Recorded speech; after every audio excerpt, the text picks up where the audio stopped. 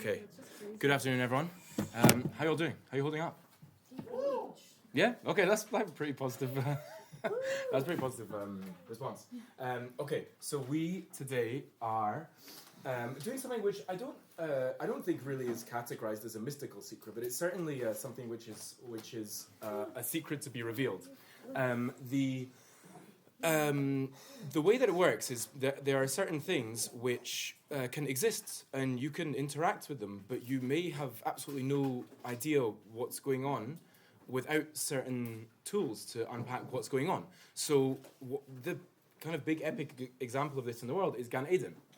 So Gan Eden, the Garden of Eden, is something which never stopped existing. There is a site on planet Earth called Gan Eden. And that's where original humanity was, and there was the kind of idyllic and spiritual state that was in that humanity was when we were in there. When we got kicked out, it didn't stop existing. Our spiritual level went down, and we stopped being able to sense this place. You just couldn't see it. So you could easily, maybe it's happened to some of us in this room, you could have easily walked through that place, which is actually Gan Eden. You would have absolutely no idea that you just walked through it. There's a certain this often happens when there are things which are spiritual existences. So you can have an interaction with that thing without knowing you're having an interaction with that thing if you're not sensitive to what's going on, if you're not aware, and also if you're not open to it. You need to also kind of like open yourself up to say something could be here. And the more you pile on some knowledge and personal growth, then the more likely you are to be able to interact with what's going on there and in an intellectual sense, unpack some of the understanding there. So the Haggadah of Pesach is basically one of those things. It's basically one of those things. If you read, I think it's quite interesting because the Haggadah of Pesach has evidently touched the heart of like all Jews. It's quite an amazing thing, even though there are non-Orthodox Jews and non-Orthodox Judaisms which have done certain things to the Haggadah, but you see they still want a part of it. Why do you want a part of that? You don't need to have a part of that. But you see that people from, even if their hashkafas are very, very different to us, they all want a part of the Pesach, of the Haggadah of Pesach. And you see that there's something deep in there, a deep relationship between us. And so people don't know. And even those of us who are, kind of like on boards with, the quote-unquote correct theologies and all that, we don't necessarily have like much of an idea what's going on. So for me, when I learned some of the Maharal on the Haggadah of Pesach, it was a life-changing thing, and I'm still going. Honestly, it's been a life-changing endeavor, and you see, basically, this is the idea. If I'm not mistaken, this actually is the word Haggadah, lahagid, actually means to reveal a secret, and that's actually what's going on in Pesach. Also, the word sipur relates to that same idea. The sipur yitzim Mitzrayim, and that's basically what's going on at this time. Is taking something which, at face value, could be interesting if you're lucky, dull, if at worst. And it makes it basically all of life, and it's something which is extremely, extremely enriching. So I wanted to share a couple of things about that with you today. We do have a shiur, Be'ezrat Hashem in the Yom Yun next week, which is also going to be related, but this is going to take basically one of the most iconic parts of the Haggadah, which is the Arba Banim, the 4 sons, the 4 children, and try and gain a much deeper insight into that and find that it's extremely relevant to every single one of us. So so it's quite interesting. I don't know if anyone's ever seen, speaking of kind of non-Orthodox things and outing myself, there is a certain Haggadah, which I think was produced by someone non-Orthodox, but it was really good. It was like an artwork and history Haggadah, and it had like amazing. It had like interesting historical things, which was like a little bit curious sometimes. But the artwork is amazing. It collected artwork from different Haggadahs over the centuries. And one of the things which was really fun was the different depictions of the 4 sons, the Arba Banim, over time. And different people have had different depictions, and there were some even. My favorite one was some evidently modern Israeli one where it was 4 women, and they were all reading different things. And like the Chacham, I think she was, or Chachama, I guess she was reading Tehillim. And I remember, I think the Rasha was reading like Haaretz or something like that. And I don't know what the other 2 were doing, but it was just like, it's just a brilliant, like there's something going on with these with these four sons, with these four children. So with that, let's get stuck in a little bit to the text of the Haggadah itself, and then we'll look at what the Maharal has to say about that. But in true Haggadah spirit, you can't help but asking questions along the way. So also give an opportunity to ask a little bit, give a little insight, and then dive a bit into the Maharal. So let's have a look at this. It says, so it begins with a bit of an introduction. It says, Baruch HaMakom Baruch Hu, the blessed is God, with the name HaMakom, which maybe we'll come back to. Baruch Hu. Baruch Shenatan Torah Li'amo Yisrael Baruch Hu. Blessed is the one who gave Torah to his people Israel. Keneged Arba Banim Dibra Torah. The Torah spoke about four sons. I'll translate it as four sons for now, but you'll see it's not really highly relevant, the kind of masculinity point of it. But I'll just translate that like that for now, because that's what everyone says. But you'll see that it is not necessarily a relevant point. But the Torah speaks about four sons: Echad Chacham, ve'echad Rasha, ve'echad Tam, ve'echad she'eino di l'shol. One is wise, one is bad, one is simple, and one who doesn't know how to ask. So the Torah speaks about these. Quick question to start you off: where does the Torah speak about these? Did anyone notice it says this in the Torah that there's a Chacham and there's a Rasha? Anyone notice that? So do you know what Chazal... The Haggadah is written by Chazal, primarily. There's a few later editions, but primarily we're talking like Mishnah, Talmud times. There are Midrashim which are parallel to the Haggadah, and so we're talking, this is a text on the level of Chazal, basically, primarily. So it's quite interesting, because you have the Torah's explanation of the Exodus and all that, but then this is kind of like Chazal's opportunity to have their way of telling it to you. So what are Chazal saying when they say that the Torah speaks about these four sons? Shana, were you got an answer? Yeah, I don't know where I heard this, but I heard this yesterday. I don't know from who. It was like, yeah? You know what I'm saying? No. Okay. You're unconscious. Thank you. I'm probably gonna get it wrong because I don't remember where it came from, but it was like Abraham and Yitzchak, and then no, it was something about like Esav and then Ishmael. Interesting. Possibly. Yeah, do you remember? I think you were saying like Aesop was the wicked one. Oh Yes. yeah. Interesting. Yeah, I remember this. And Ishmael was one who didn't know how to ask. Yeah. And then Interesting. Yitzchak was the wise one. And then what was the other one? The Yaakov? simple one? I mean, I don't know. So Yeah. Yaakov was weird. Yeah, it's interesting. I get that one I get, because he's called Ishtam in the Torah. Yeah. His name is called Yeah. Tam. Yeah. That's interesting. This is a quote from, like, it's a Rabbi Nachman thing, do you know? Or is personal How did we even get Chiddush? to that? I'm not sure. No, it's interesting. Okay, interesting point. You'll see there's a much, it could well be that there's some... Oh, because we're reading this the sophisticated and the simpleton. So the Right. simple. Uh-huh. Yeah. Right here. Esau. Yeah, interesting. So it's definitely worth bearing something like this in mind. There's a much simpler. It's still you have to do a bit of detective work, but there is a basic answer. That could be like a more complex, deep answer to the question. There is a basic answer to the question. Is that it basically says in four places, it asks that has, and your child will ask you on that day, and then it has, and you shall tell your child on that day, and then it has a dialogue in four different places in the Torah between four sons. And in one of them, it doesn't say a question, it just says, and you shall tell your child on that day. So that's the one who doesn't know how to ask. And so basically what Chazal have done is they've done detective work in the written Torah itself, and they found, there's four different ways that the Torah talks about you educating your child. And usually, although not exclusively, interesting enough, about the Exodus. And so basically this was like an unbelievable, as it were, the Arba Banim is kind of like a creation of Chazal, and we'll see some of the unbelievable stuff that Maharal has to say about that. So if you say, Chazal claimed that the Torah spoke about it, it did, but in a very interesting way. It said in a few different places, your child will ask you, and said this is what you should say to them, and Chazal put that all together in a text called the Arba Banim, which is like, it's like a brilliant thing. So and this we'll see. We haven't gotten to Maharal yet, but this is kind of the Maharal's big thing, is like appreciating the depth of Chazal. That he'll often the Maharal the Maharal was 16th century, I think, right? But he is very happy to go against Rishonim. He doesn't mind at all going against Rishonim, because if he feels that they're against Chazal. So Chazal, the Mishnah, Talmud, Midrash era,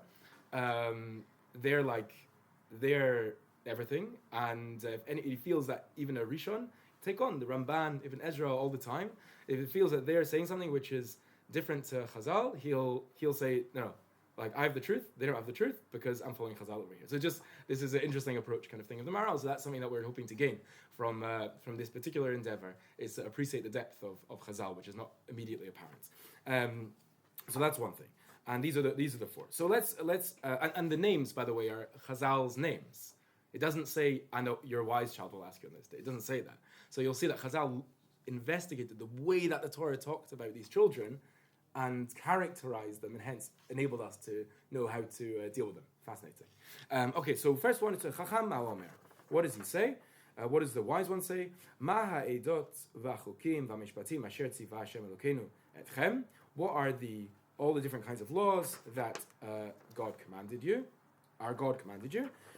So that's what he's asking. Seems to be asking pretty halachic, comprehensive kind of question. You should even tell him all the halachas of Pesach up until Ein Maftirin Achar HaPesach Afikumen, that you shouldn't eat anything after the Pesach Afikumen. Afikumen means like I always got told, I had like a quirky bar mitzvah teacher who told me like interesting facts, and like one of the facts he told me is that afikomen means dessert in Greek. It sounds about right. It's definitely a Greek word for sure. So it means but the point is it means the last thing you eat. So there's a halacha that you're not meant to eat anything after the Korban Pesach. We have a memory of that nowadays, which is what we call the afikomen, which is a piece of matzah, but it's meant to remember the Korban Pesach. So basically you tell them all the halachas up until the very, very end of the whole thing.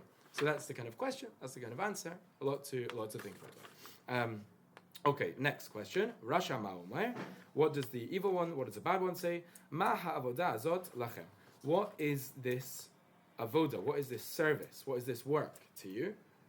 And then we kind of like analyze his statement a little bit. He says, lachem v'lo lo. He says, what's it to you?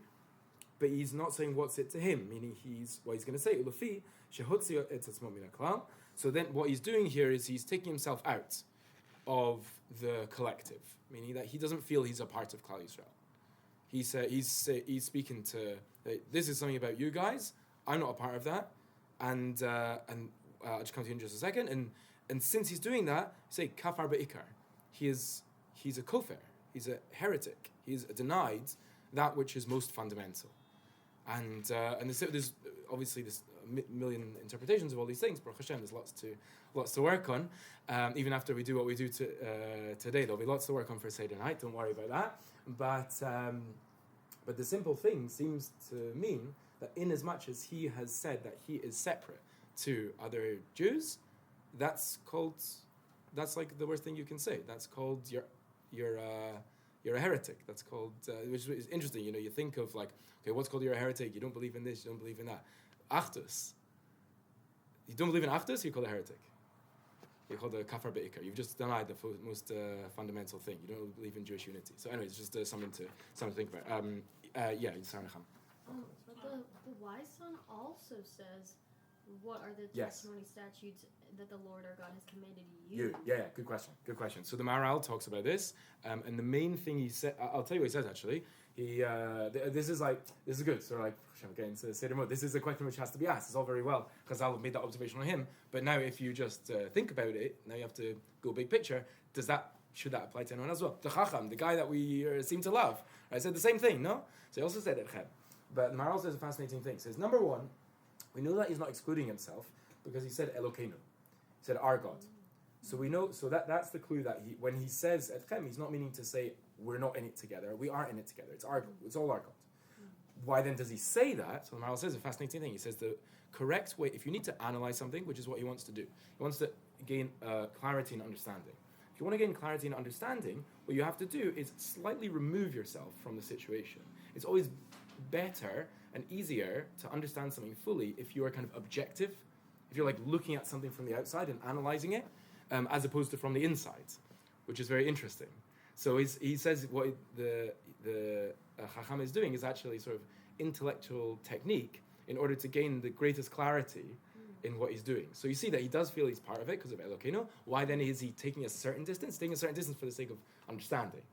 It's an interesting thing. It makes sense. I mean, I'm just thinking, like, I think this is what the Maharal's talking about, but probably an example of this, right? So if anyone, often you're able to give, like someone comes to you with a problem, or you're just speaking, you see they've got a chat, and you're able to give them like a little bit of advice, and even if it's practical advice, or even just a bit of chizuk, just like a bit of encouragement, and they'll often find that it helps them. You could sometimes ever happen to you yourself may end up going through a very similar situation, and all of a sudden, like your own, like you're not just fine. You don't just know what to do. You don't just feel fine about the situation. It's just interesting. That's always easier to understand someone else's situation than it is to understand your own situation. It's just so. I mean, there's in terms of self-knowledge is very, very important to know yourself. But just the reality is often it's easier to understand something from the outside than it is from the inside. So maybe that's part of what the Maharal's talking about there. Shoshana? Yeah, I was just asking about actors and Jews, how is Jewish community? Yeah, that's what I meant to say. Yeah. So you see that's something which is called ikar. That's like fundamental. What is the word actus? Achdut. For the modern Israeli parlance over here, like from the word echad. Oh. Oneness. Sorry, that's the. Okay. Yeah. Okay, so what does he say? So he has taken this approach in his question. Va'afata haked shinav. You should blunt his teeth. Ve'emorlo. Ba'avor ze asa Hashem li b'tzeiti Mitzrayim. This is what Hashem did for me when I left Egypt. And when you're saying that, we now analyze the words of the answerer, the father, I guess. Li v'lolo. He's saying what he did for me and not for him. Ilu hayasham, meaning to imply if he, the son that was there, who had excluded himself, lo yanigal, he wouldn't have been redeemed. What he said, so it's a very interesting point that it's like a big topic really, but not everyone was redeemed from Egypt. For that matter, the majority were not redeemed. If you're familiar with this, there's a Gemara, Rashi brings it, but it's a midrash, so it's the Torah says that they were chamushim. That we went out chamushim, which means modern Israeli. Chamush means it literally means armed. To be chamush, they use that I think in modern. If you got like a handgun on you, say like are you chamush? Means to be armed. They came out armed. But Chazal darshan it to relate to the word chamishit is that only a fifth left. So there's to the extent that there was a majority who didn't actually leave. I didn't know that. Yeah, so it's a whole. Because that's what they were used to.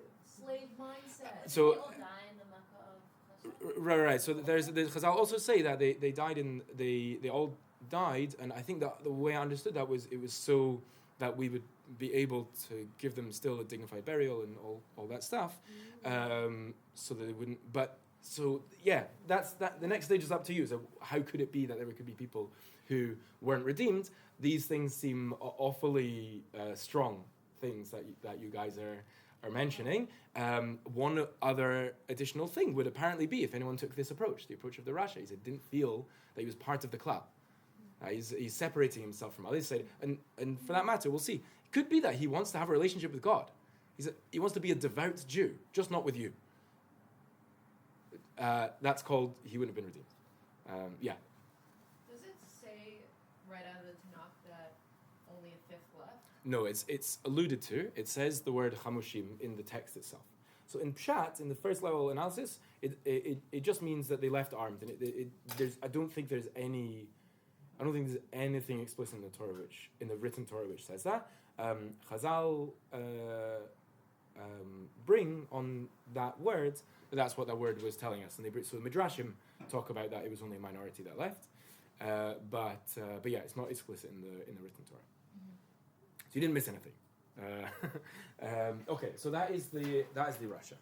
And by the way, just like another important point is that this is a difference between the first Geula and the final Geula, right? They both, by the way, like coming up, right? The Chazal say that just the original Geula, the original redemption was in Nisan, so the final Geula is also going to be in Nisan. So it's coming, basically. Yeah. Without putting a date on it, but just saying it's something to hope for. Sorry, but it's something to hope for. It's something to hope for. But the point is, there is a difference between the two. Is that this idea of not being redeemed, as far as I'm aware, that doesn't exist anymore. Meaning that at the time there was a fluidity. We weren't created as Klal Yisrael yet. The Exodus was our creation. So we were still who's a Jew, who's not a Jew. Even like Esau and Ishmael, they were born to Jewish families, right? So it was a bit fluid. So there was such a thing as people would get left behind. Once we were created as a people, no one gets left behind. So we don't leave anyone. So this final Gula, it's everyone. So we have to bring everyone along. Even the non-believers? Yeah. So we all have to do our bit, definitely everything. Because they're part of the clan. Okay, so Tam Mahu Omer. What does the Tam, the simple one, say? So he says Mazot. He says, what is this? So he seems to be. I think it's gonna. Maharal will talk about this, but Zot usually means, or Zeh or Zot usually means that there's something which is present, and someone is pointing to something which is present and speaking about it or asking about it. So he's asking a simple question: what's going on in terms of what's present before me? There's Va'amar Teilav. And you should say to him, "B'chozik yad hotzianu Hashem mitzrayim mibeit avadim." With a strong hand or with strength of hand, God brought us out of Egypt, the house of slavery. So obviously a lot to go into there, but that you're giving him the idea, which is interesting. V'she'eno dei lishol. It's quite interesting. I'll just give you a funny thing as well. That he seems to be asking about a thing, like an item, like what is this thing? And the answer to him is like an idea. It's like the approach. It's just quite funny. I was a madrich on Birthright quite a number of years ago, and I had maybe you know her. Yeah, Tamara Friedman. You heard her from Golders? Golders Green. Sounds familiar. Yeah, it sounds like a pretty Jewish name. Yeah. Anyway, she was a cool madricha. It was quite funny, but she always used to like laugh at me because whenever someone would ask a question, she would just say say the answer to the question. I would give like a whole thing, like here's the understanding of what's going on, and then she always used to like laugh at me. But it's kind of funny. You see that's like it's kind of like at least what's going on here. So you just ask quite a simple question. You give him like, the idea of the Exodus is like the answer to the question. Anyway, quite funny. And the one who doesn't know how to ask, so he's obviously not asking anything. So what's your educational role for him? At Ptachlo, you need to open it up for him. Shenemar vigata lebin chavayom ha'ulemor. You should tell him on that day. Because of this, Hashem did for me when we left Egypt. So a lot to talk about over here. But we have these 4 different people, and we see the 4 different answers. There's certain overlaps in the answers, interestingly enough. A lot to understand in the questions, a lot to understand the answers. Any kind of final points anyone wants to bring up before we get stuck into the Maharal a bit? Okay, right. So let's have a go. So the Maharal is as follows. So the Gevuras Hashem, just for your reference, so this is the Maharal's book on the Exodus.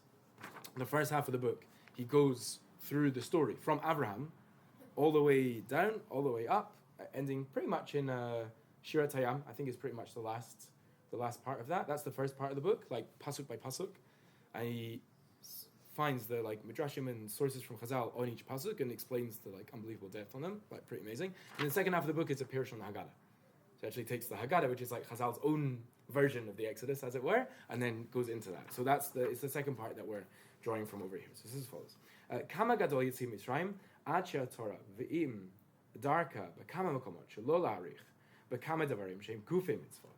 So see how unbelievable the Exodus from Egypt is, to the extent that the Torah, even though its general way in many places is not to elaborate on many things which are gufei mitzvot, they're actual, very tangible, crucial mitzvot, the Torah doesn't say that much about them at all. For example, tefillin, right?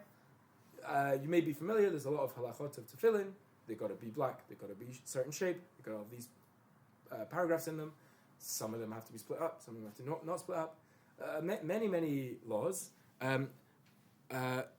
What does the Torah say? What does the written Torah give you of that? Basically nothing. It doesn't tell you anything about it. It tells you Vayula totafot beinecha, and it tells you twice, 2 lines, basically, that you should have these things called totafot, which no one knows what that means.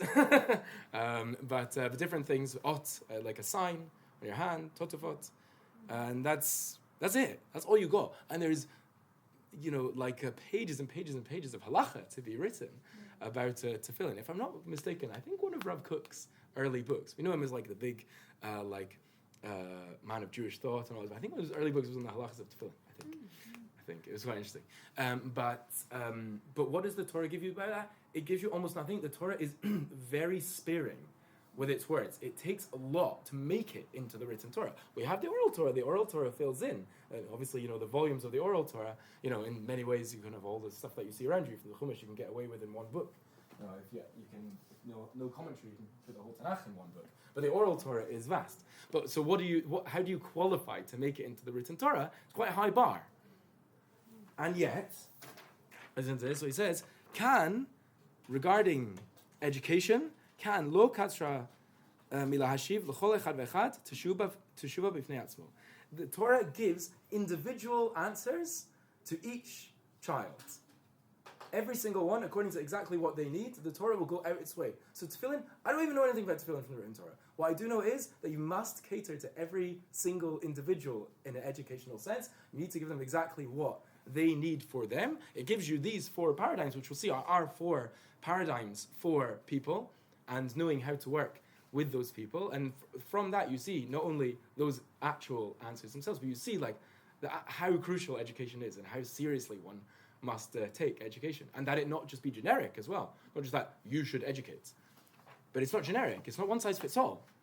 You see, unbelievable, how much the Torah values this thing of having an individualized education for every single person. Pretty unbelievable. This, by the way, this is a much longer, as always with the Maharal, especially with me. This is like pages. This piece of the Maharal, so I've just condensed.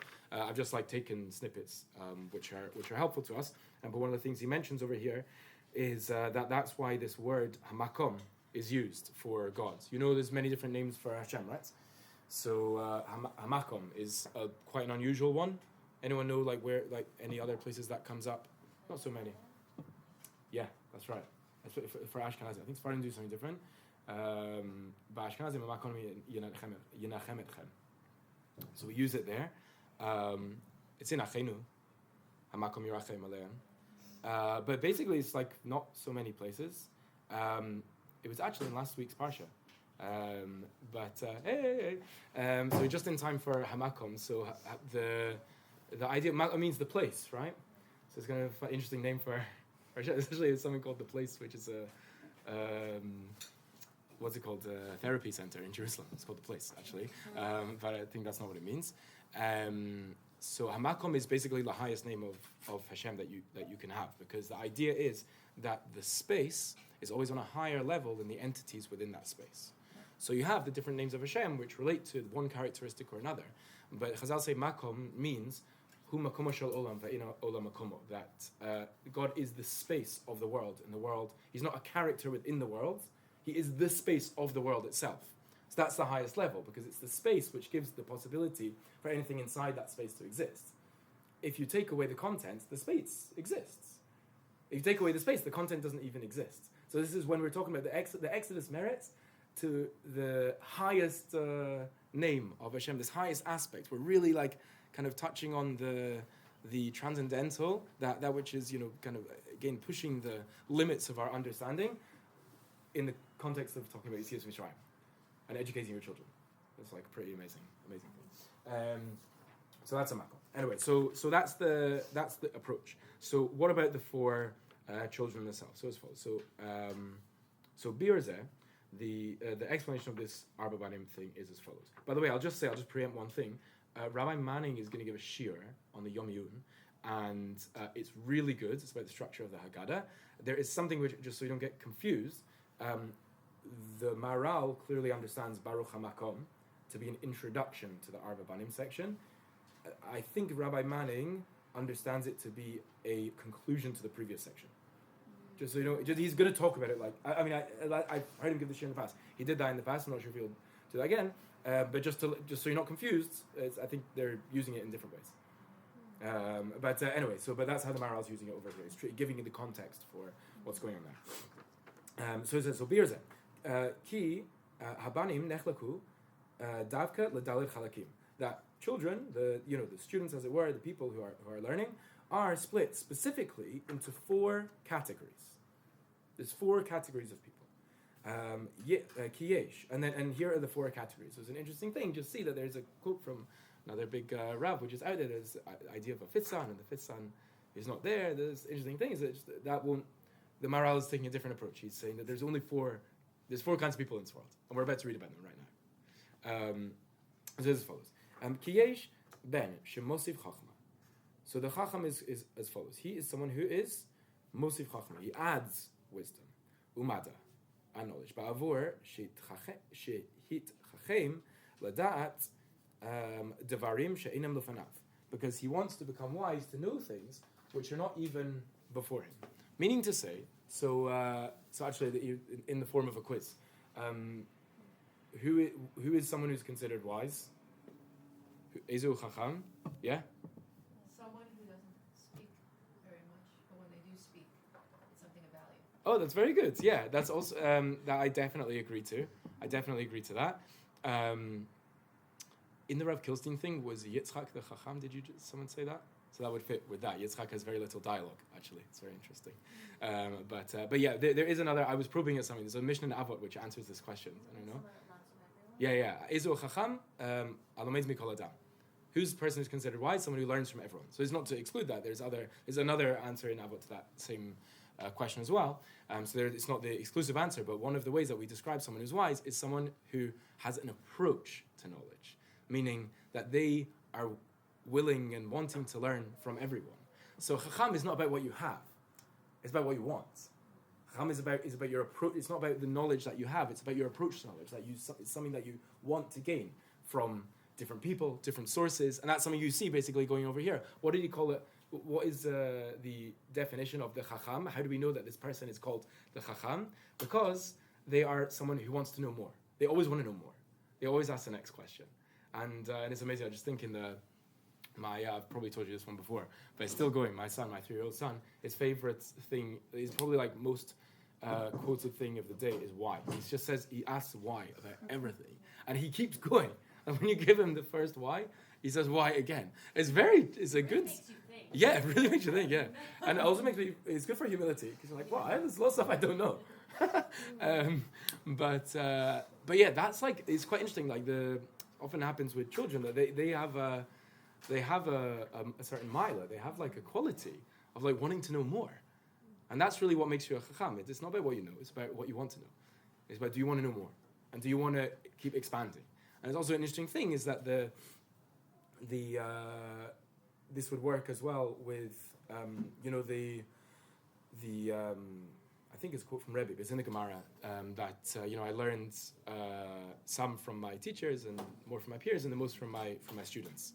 So to learn the most from your students, you see that the students, in asking the questions, they're bringing out more and giving the insights. They're bringing out more. So the whole idea, like this is like the way that it's meant to. This is the ideal. This is the big thing. Is like wanting to know more and trying to expand, and that's the dream. And that's what makes you a chacham. Just an amazing thing. So anyone could be a chacham. That's the beauty of it. It's not. I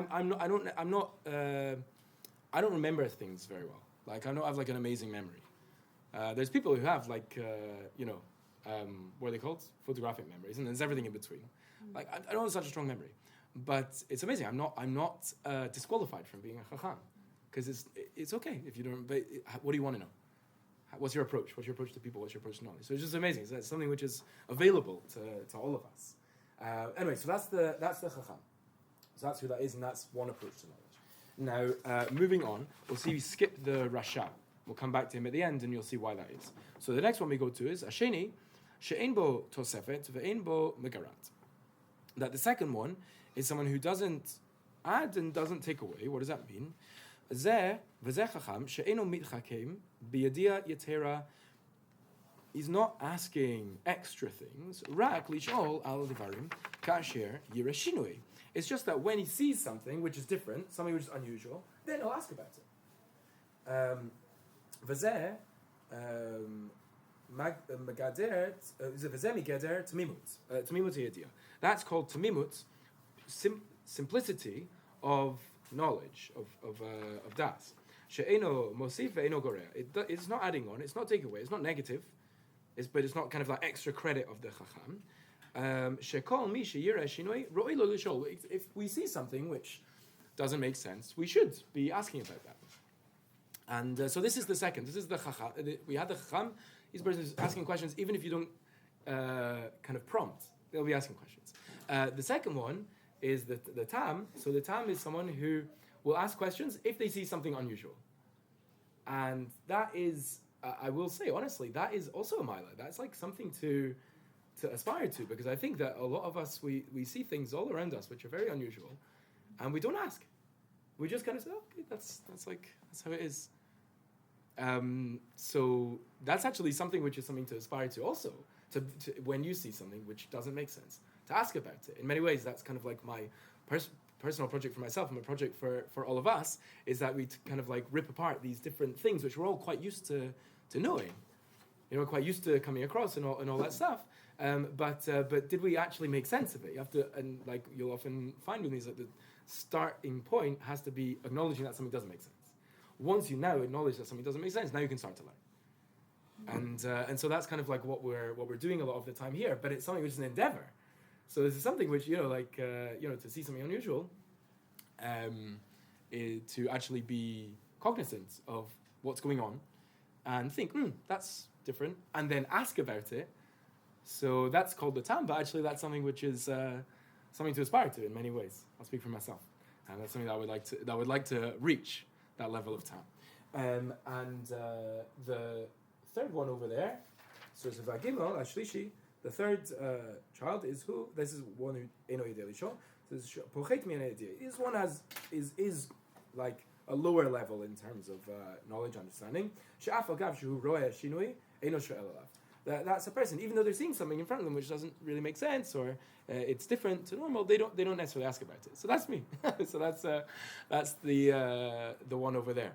But that's just the contrast. So there already, that's something which is less good. So the chacham's like the dream. We should all at least for sure be the tam, which happens to be is going to take us work to get there, but it should be the time where, if we see something which is different, see something which is unusual, see something which doesn't make sense, we should be inquisitive. And then there's, the third approach, which the person, they don't really, they don't even know how to ask, even when something is something which really you should have a question about. And then there's the educational role that the educator, the parent, has towards that child, which is to ptachlo, to open them up and teach them that there's something to ask about. It's quite an amazing, thing. The idea of like ptachlo is like quite interesting.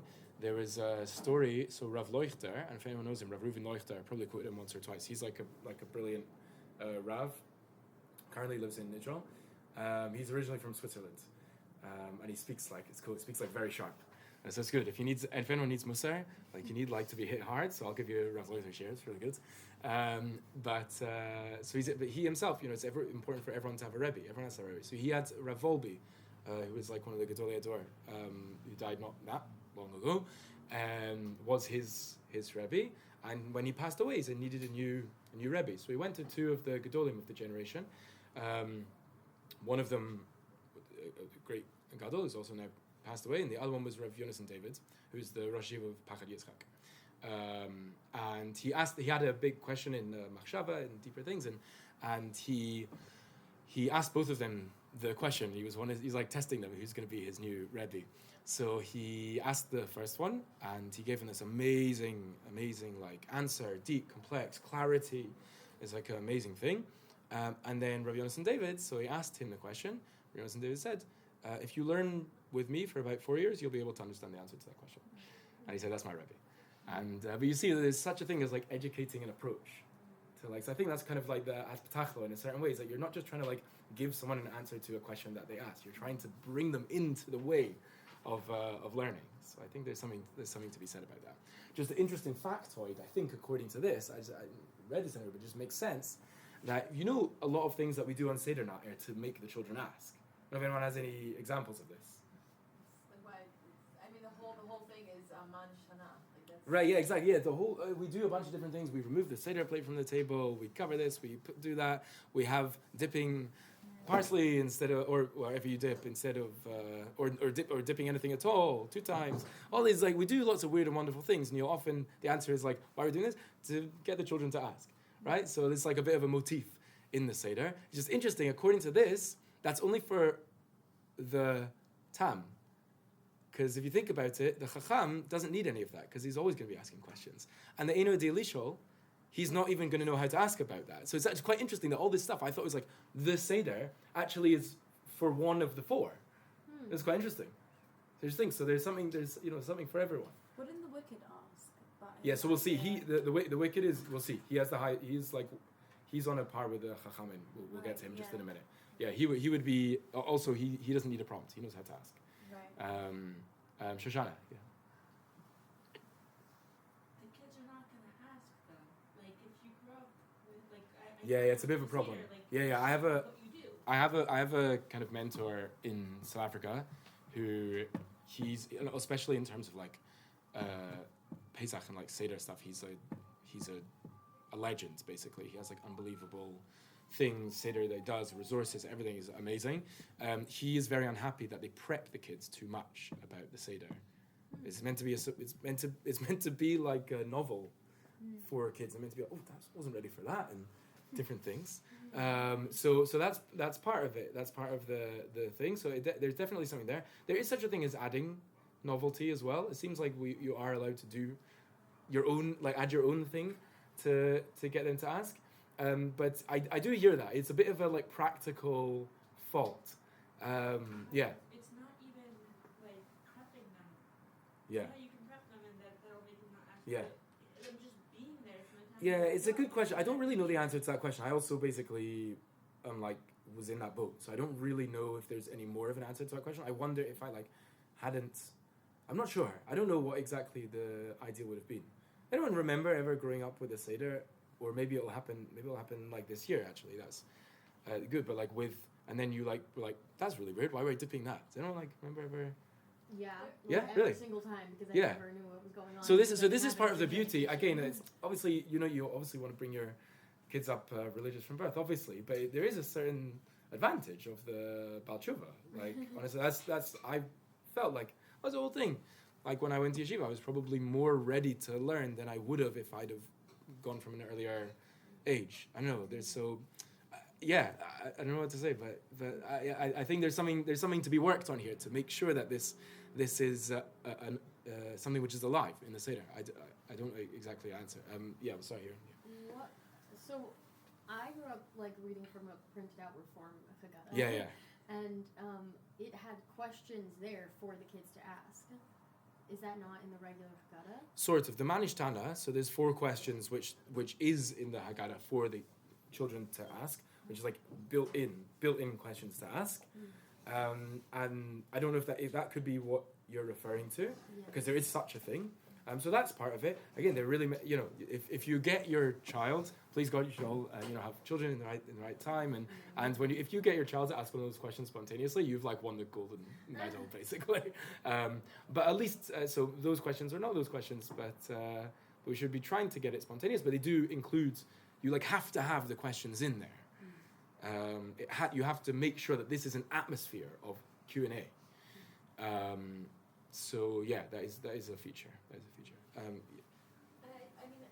I think if someone just does the Seder Stam, then maybe a kid might lose. They might not have many more questions. But just thinking about it, also from ages 0 to 6, they might not remember one thing from 1 year to the next. I think that's probably true. And then from 6 to, and then let's say from 6 to 13, then maybe part of the preparation in school, the preparation that they have, is teaching you things, more in-depth things, and they can bring it to the Seder. Maybe it's less about them asking questions as them maturing. It's teaching them to be able to encourage more thoughts. Yeah, so that I think there's definitely something to be said. I do think though it mustn't be. This is part of the problem. Is kind of what I was alluding to before. It's we as adults don't even often know how to ask questions properly. So it could be this is a problem in our education towards our children, meaning that we're what a lot of people like to do is that, the kids bring stuff to say at the Seder, which is definitely nice, but it's not really what Seder is about. It's still a good thing. It should be done on Seder, it should be done on Shabbos, Yom Tov, everything, but it's not really the avoda of the Seder. The avoda of the Seder is they should be learning something and asking and learning. That is the ideal. How to achieve that? That's something that we need to think about. But it shouldn't be that it's a very common thing. It's like the done thing. But yeah, I can't remember if it was Rav Leuchter or the Rav in South Africa I was just talking about before. But he said basically, yeah, all nights, like every night of the year, I want them to bring home their parsha sheets. Like this night, I want you to listen to me. Like it's like now it is meant to be that way around for Leila Seder. So I would say I wouldn't be as strong as that. I wouldn't. People like to say things. It makes them feel involved. So I'm not telling you not to say that. But we definitely have work to do to make sure that there is an encouraging of an inquisitiveness, not just a contribution from the kids and from ourselves. So it's probably leading by example would help. So that's it. Right, let's talk about the Rasha. So the Rasha is very, very interesting. So it says, Amnam, Yesh Hefech HaChacham. There's someone who's called the opposite of the Chacham. So this is the Rasha. This is the way I think of him. He's kind of like the evil twin of the Chacham. You see, they're very similar. You might not be able to tell the difference, but you'll see. There is a difference and it's the difference between Chacham and Rasha. By the way, did anyone ever notice that there's a problem, right? What's the opposite of Rasha? Tzaddik. Why isn't he called the tzaddik in the Rasha? Or what's the opposite of Chacham? You could say like Tipesh or something like that. It's like a foolish person. So right. So we don't here talk so much about like morality. We're more talking about approaches to knowledge, and yet there's such a thing called Rasha in the realm of knowledge. So let's have a look at that. So he says, but there's something of the opposite of Chacham. Kamosh Chacham mit Chachem biyadi yetera v'tosefet. Just as, what's the approach to the Chacham? He wants more. He wants to know more. He wants to add more. Yesh kenegdo shu Chacham l'hara. He's a wise person for evil. Lishol divrei minut, to ask matters of heresy. V'zeu b'vadai tosefet, and that's called adding on. That's called addition. Ki kol minut hu davar tosefet ra, because it's adding negativity. So he's also is the same kind of personality. He wants more. He wants to add, but he's adding with a negative agenda. Harasha shoel kasher yiresh she'elu mitzvot heim avoda el Hashem yirach. Now, just specifically, it's also just help us to understand the idea of the Rasha is his particular question that he asks. So he says, "What is this avoda to you?" So it's interesting that he specifically, when he notices that these mitzvot are called avoda, or called service or work, so that's what he has a problem with. He says, "V'hu eino rotzeh ba'avoda." He doesn't like that paradigm. He doesn't like the paradigm of avoda. He says, "V'kafar ba mitzad zeh shoel," and he wants to deny it. He wants to get rid of it, and so that's why he's asking. So number one, you see, he's asking with an agenda, and a negative agenda, meaning the Chacham is like is also kind of you could call it an agenda to know more, but it's like a pure agenda. His agenda is for the sake of knowledge. We want to know more. The Rasha's agenda is a negative one. His one is to undermine the system. So that's what he wants, and you see what he's trying to do in terms of undermining the system. It's all a very interesting thing, the idea of avoda. So it's quite interesting. You could have someone. I'll put it like this. I think at the extremes you could say something like this. Is the Chacham religious? Like, I'm being a bit cheeky by saying that. Like, do you know if he keeps Shabbos? You know if he keeps? I don't know from this. All I know is that he wants to know, and he's called a Chacham. The Rasha, is the Rasha religious? You would for sure say no, right? Because you used to call the Rasha. I'm not so sure that he is or isn't, because he could be keeping all the mitzvot. No one said he's not doing the mitzvot. He doesn't like the paradigm of the mitzvot. He doesn't like the relationship with Hashem. He doesn't like Hashem's above and I'm below. That he doesn't like. So it's interesting that you could have possible observance which could be out there. I'm not obviously it's not the right thing, but like you could have observance which is out there without that kind of relationship dynamic, and that's interesting. So it just kind of like all bets are off now. It's in like who's a Chacham, who's a Rasha. Like you don't know, so you probably can't tell the difference. They're both extremely intelligent. They both know how to add. They both. So this is like the evil twin thing. They're like the same. I'm not sure, how much could you tell? You'd have to be very sophisticated to tell the difference, because it's not about what they explicitly say. He doesn't say, I don't like Hashem, or I don't like Avodah. He asks a question in a certain way which could undermine the system. So he has an agenda, negative agenda. So you see that's something called a rasha in the realm of knowledge. Someone who's trying to undermine. If you want to know more, it's all good. That's a chacham. You're the best of us. And if you're just asking to undermine, then that's not a good pursuit of knowledge. That's called bad. Shoshana. Yeah. I never saw the wicked son as like not as being wicked. Yeah. As like there's two different types of people. There's someone who wants to know. No. There's someone who wants to know because they're interested, and there's someone who wants to know because they don't understand what's going on. They want you to bring them in. So I always thought of the wicked son as the one who wants you to bring them in. They're like taking everything apart. They're really trying to get it. They don't. Okay, that's interesting because I would put it this way: on a conscious level, at least according to the Maharal, there's different pirushim out there. So it's not a monopoly on what we're reading now. It's not a monopoly on what the Haggadah could mean. But according to the Maharal, at least on a conscious level, so that wouldn't be the case. Meaning he has a negative agenda, is what he said. He wants to add negativity to that, which is not good. And you get people like that. They kind of like want to kind of ruin the party, kind of thing. Like this whole like positive thing going on, and they want to like say like so whatever without adding in. But it's interesting though on a subconscious level whether you could still be right, because the question is why is he asking?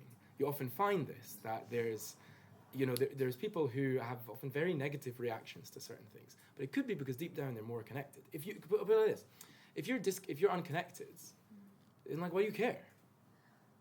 Like why are you bothering with this whole thing? Like there's certain things like I don't really care so much. Like Zoroastrianism, it's interesting. I don't really care so much. I don't really care to like go and like disprove Zoroastrianism. I don't really mind. It's fine. But it's interesting. But this person cares about Judaism, Hashem, Avodah. Well, it could be that they care enough. Maybe they feel negatively about it. Maybe subconsciously what they're... I don't know. I heard this, but I think this is a valid pshat that you're suggesting, that maybe on a deeper level, the reason that they're getting involved is because they really want you to bring them in. And this is, work to be continued, because you see there's also an answer that Hacham gets, that the Rasha gets. So it's also, it's a harsh answer, but you see that it's in the style of the Rasha. So you actually, the advice appears, you actually speak his language, you speak to him on his terms, which in a certain way is a connection that you're making to him. It says, I understand who you are, and I see where you're coming from, and maybe it requires a tough response. That is something I know less about. What is the correct exact response? We need to analyze that response. But what you see is a sensitivity to the Rasha, which is being given in that answer there. So maybe I'll tell you what, we'll call it here, and we'll just kind of give everyone a bracha that we are able to get a positive Seder this year, that we can climb the levels to even to Tam, all the way up to Chacham, and we can have a positive approach to knowledge and have only positive agendas with our questions, and try and take the message of the Torah, which is that this thing of education, of individual needs of every single person, is so valuable that it's worth spending a lot of time on. Okay, sure. I know you had a question. I just wanted to. Everyone's welcome to head if they want. Yeah, Sarah Nahama, what were you thinking? So I was thinking, like, basically when you respond